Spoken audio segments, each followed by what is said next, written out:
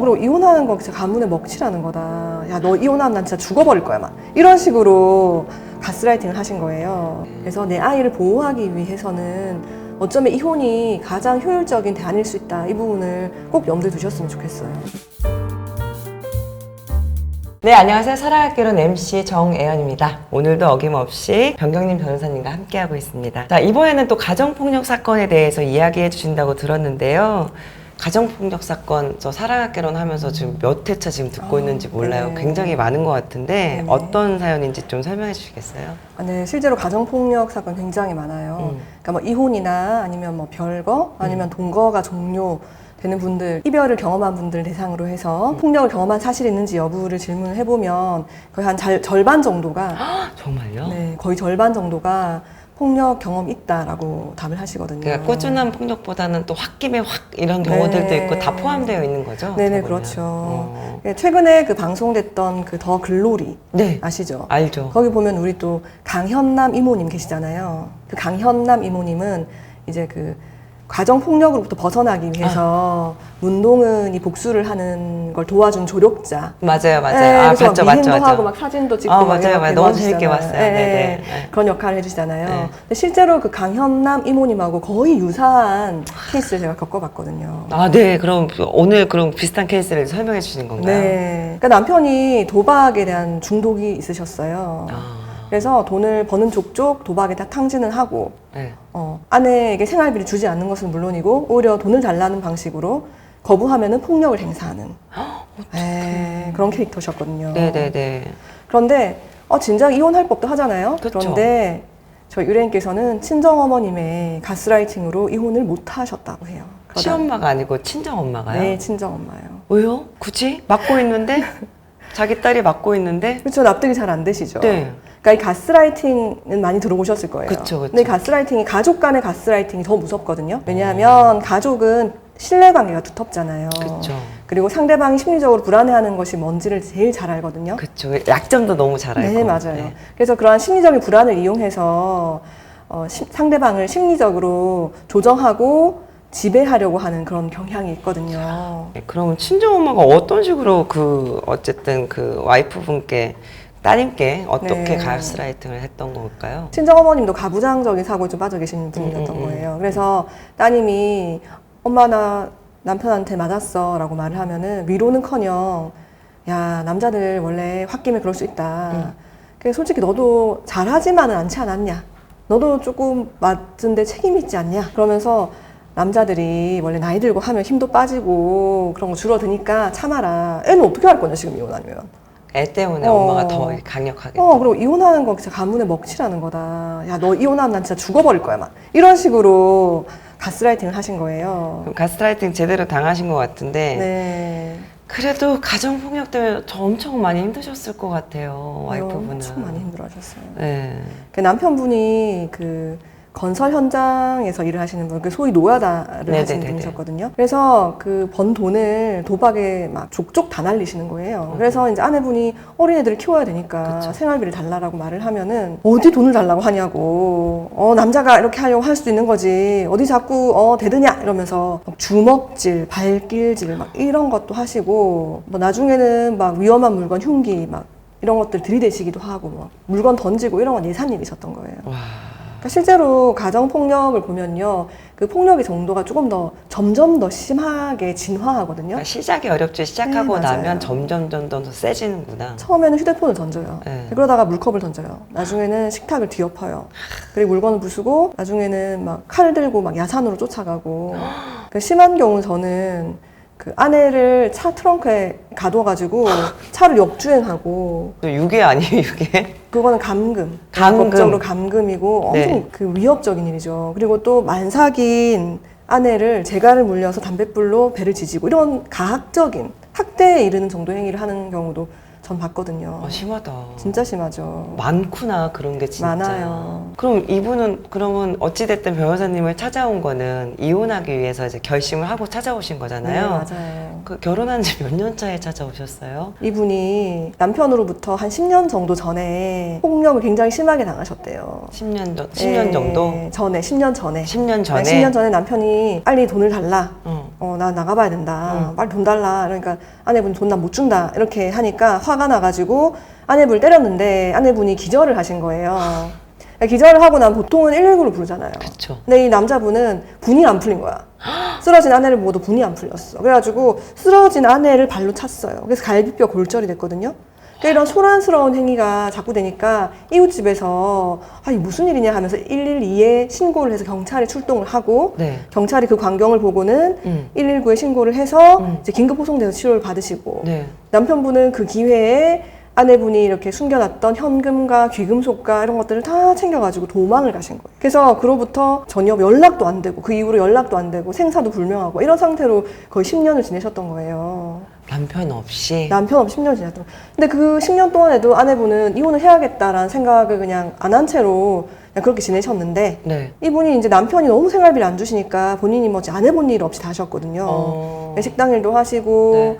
이렇게 막 가사도우미 일도 하시고 뭐 노점상도 하시고 다 하셨어요. 그래서 아이 셋을 잘 키워보겠다 하고 열심히 노력을 하셨는데 네. 사실은 이게 굉장히 그 어려운 일인 게 네. 의식주는 해결할 수 있어요. 그쵸. 그리고 결혼을 외관상 형식상 결혼 생활 자체를 유지할 수는 있지만 그 남편의 그런 폭력으로부터 아이들을 정서적으로 보호한다는 굉장히 어려운 일이거든요. 어렵겠죠. 아이들이 보고 자라는 게 어쨌든 엄마가 계속 매맞는 모습을 봤을 거 아니에요? 네, 그동안. 고스란히 그게 남아있는 거예요. 그래서 엄마가 맞고 그럼 엄마가 도망가고 아이들도 또 아빠한테 또 아동학대 맞는 일들이 있었기 때문에 그 맞을까봐 겁나가지고 막 야밤에 막 골목으로 도망다니고 이쪽으로 도망가고 막 이런 일들이 비일비재했던 거예요. 그러다 보니까 아이 셋이 다 정신적으로 좀 어려움이 있었어요. 아, 진짜요? 큰딸님 같은 경우에는 정말 그 사춘기부터 가출을 계속 했었어요. 그러니까 아빠랑 계속 대립되니까 가출을 하고 그러다가 만난 남자하고 사이에 애가 생겨가지고 미혼모가 됐어요. 그래서 서로 연락을 못하고 지내다가 아빠가 10년 전에 떠났다는 얘기를 듣고 이제 다시 돌아온 거예요, 큰딸은. 그리고 둘째 딸 같은 경우에는 너무 험한 꼴을 많이 보다 보니까 굉장히 우울증이 심해가지고 자살 시도를 되게 많이 하시고 아, 진짜요? 남성에 대한 혐오증이랄까? 난 절대 결혼 안 할 거야 라고 얘기를 하는 사람이 된 거고 네. 셋째 아들 같은 경우에는 너무 위축되고 아웃사이더 같은 기질이 강해져가지고 사회생활, 그러니까 학교 생활이나 사회생활 이런 게 굉장히 어려운 지경에 이르렀어요. 와, 심각하게 셋 다 그랬네요, 네. 진짜. 그런 상황에서 한 번은 둘째 딸이 막 엄마를 원망을 하는 거예요. 그러니까 엄마 입장에서는 아이들 때문에 아이들 지키기 위해서 이혼 안 한 거잖아요. 네. 그래서 나는 그렇다라고 믿었는데 둘째 딸이 엄마 왜 진작 이혼 안 했어? 엄마가 이혼을 안 해서 내가 이런 지옥 같은 집에서 살았잖아. 내가 이렇게 정신적으로 아픈 거 다 엄마 탓이야. 이런 말을 한 거예요. 그리고 그즈음에서 이혼을 반대했던 친정엄마도 돌아가셨어요. 그러한 상황들이 펼쳐지면서 이제 이분이 이제 소위 말하는 현타가 온 거예요. 그러면서 이제는 정말 정리해야겠다. 이혼을 결심해야겠다. 생각을 하시고 이혼하기 위해서 이제 방문을 하셨던 거죠. 자녀분들이 거의 20년 가까이 그러한 가정폭력, 아동학대 이런 상황에 노출되셨었던 케이스였어요. 정말 그 남편분 아니면 친정엄마 뭐 어떻게 보면 무책임의 끝판왕인 것 같은데 결론적으로 그러면 이혼이 제대로 성립이 됐는지 좀 궁금하긴 하거든요. 이러한 케이스에서는 어떤 재물을 사실상 탈취하다시피 해서 도망을 갔잖아요. 그쵸. 그리고 연락을 끊었잖아요. 이런 경우에는 이혼 소장을 접수를 해도 상대방이 어디에 거주하고 있는지를 확인하기가 좀 어려워요. 불가능할 것 같아요. 네. 그래서 공시송달이라는 방식으로 네. 이혼을 하게 됐고 사실상 남편분 없이 저희 의뢰인분 혼자서 소송을 진행하다시피 해서 정리를 했어요. 아, 그게 가능해요? 네, 그럼 그게 가능해요. 그래서 남편이 연락이 안 되고 남편이 어디 있는지 모르겠어요. 그래서 난 이혼 못하는 거 아니에요. 그게 아닙니다. 그런 경우에 변호사 사무실에 와서 상담 받으면 충분히 이혼이 되게끔 도와드릴 수가 있어요. 다행이네요. 어머님이 또 열심히 노력하셔가지고 또 집도 하나 작게 장만하셨어요. 그래서 그 부분도 이거는 남편이 가출한 이후에 어머님이 노력하셔서 어머님의 노력으로 번 돈으로 마련한 집이기 때문에 이건 혼인 공동재산이 아니다 라고 하고 그 부분은 어머님 명의로 마지막까지 지킬 수도 있었어요. 그래요. 변호사님 말씀처럼 요즘 가정폭력을 겪고 있는 집들이 굉장히 많은데 네, 맞아요. 그런 분들에게 좀 해주고 싶으신 말씀 있으시면 좀 해주세요. 그러니까 이혼은 결코 당신의 잘못이 아니다. 이 말 꼭 하고 싶어요. 왜냐하면은 어머님들이 나만 참으면 되지 않을까? 나만 참으면 우리 아이들 한부모 가정 안 만들고 반듯하게 키울 수 있지 않을까, 손가락질 안 받게 키울 수 있지 않을까 이렇게 생각하시거든요. 네. 근데 저도 처음에 이혼 전문 변호사 초창기에는 아이가 너무 어리잖아요. 그쵸. 그런 경우에 이거를 이혼하라고 하는 게 맞나 하는 그런 생각도 했었거든요.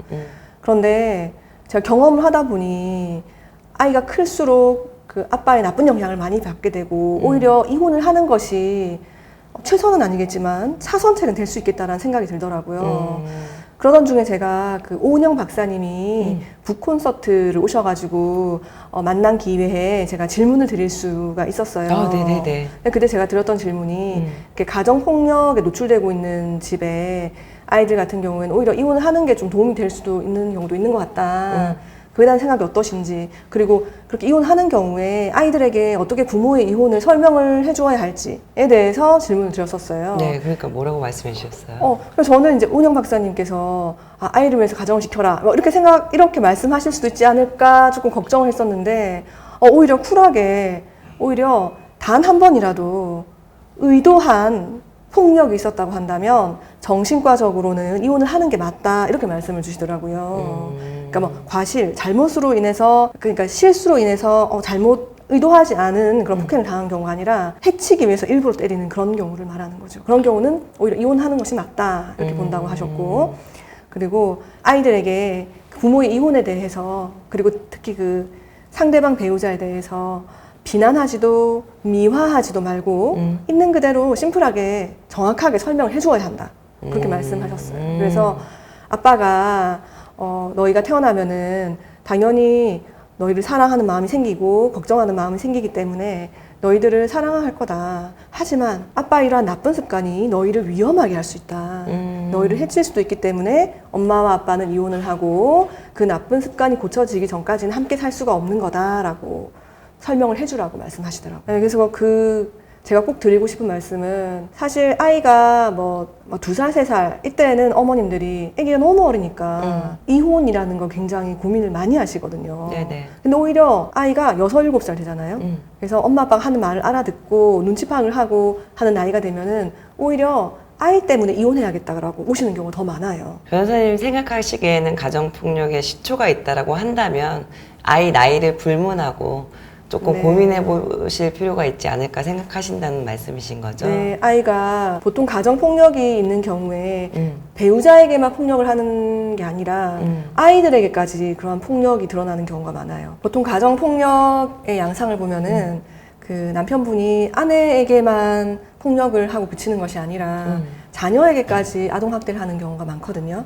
거의 확률이 더 높은가 봐요. 네, 그게? 상대적으로 가정폭력이 없는 집의 경우보다 아내에 대한 폭력이 있는 경우에 자녀에 대한 폭력으로 이어지는 경우도 많아요. 네. 그래서 만약에 예를 들면 아이가 보는 앞에서 엄마를 때린다. 그럼 그 자체로도 사실은 아이에 대한 정서학대가 되거든요. 그렇죠. 근데 그뿐만 아니라 아이에 대해서도 막 구타를 하고 그리고 뭐 경우에 따라 막 야구방망이로 막 엉덩이를 때리고 훈계, 그러니까 뭐 이렇게 교육적인 체벌이다라고 자기 나름의 명분을 만들면서 이렇게 폭력으로 이어지는 경우가 많거든요. 그래서 엄마가 정말 가정폭력을 하는 남편을 확실하게 제압하고 그러한 유해한 환경으로부터 아이를 분리해서 지킬 수 있다고 한다면은 그 결혼관계를 유지하는 것도 뭐 말리지 않겠지만 대부분은 어머님들이 남편의 그러한 폭력에 제압당하고 짓눌려져서 본인을 돌보기에 급급해서 내 아이들까지 케어를 못하는 경우가 대부분이세요.